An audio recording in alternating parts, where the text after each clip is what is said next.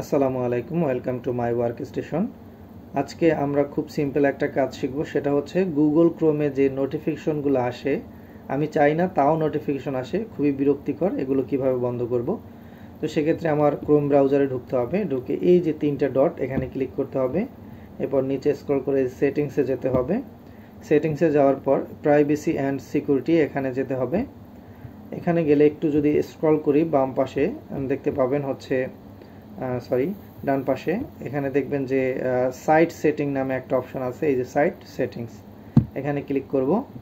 Click করার পরে হচ্ছে স্ক্রল করলে এই যে নোটিফিকেশন নামে একটা অপশন আছে, এখানে ক্লিক করব এবং আমার নোটিফিকেশন চালু করা আছে। আমি চাচ্ছি যে আমার নোটিফিকেশন আসবে না, আমার কোনো ধরনের কোনো নোটিফিকেশন আমি চাচ্ছি না, দেখতে চাচ্ছি না।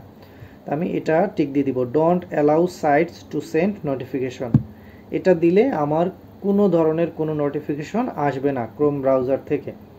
ওকে, এরপর হতে পারে আমার অফিসিয়াল কোনো একটা ওয়েবসাইট আছে, সেটা থেকে আমার নোটিফিকেশন দিতে পারে, বা ইম্পর্টেন্ট কোনো নোটিফিকেশন আমি চাচ্ছি, সেক্ষেত্রে আমি চাইলে এখান থেকে অ্যাড করতে পারবো অ্যালাউ টু সেন্ড নোটিফিকেশন। এখানে যদি আমি অ্যাড করে দেই সেই সাইটটা, তাহলে সেই সাইট থেকে যে নোটিফিকেশনগুলো আছে সেগুলো আমার এখানে আসবে।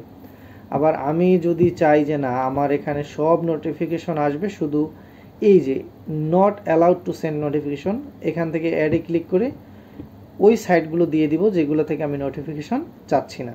তো এখান থেকে তিনটা অপশনই আছে, যে একেবারেই নোটিফিকেশন অফ করা, বা কিছু নোটিফিকেশন আসবে কিছু নোটিফিকেশন আসবে না, এরকম সিস্টেমও করা এখান থেকে যায়। আশা করি বুঝতে পেরেছেন। Thank you. আসসালামু আলাইকুম রহমতুল্লাহ।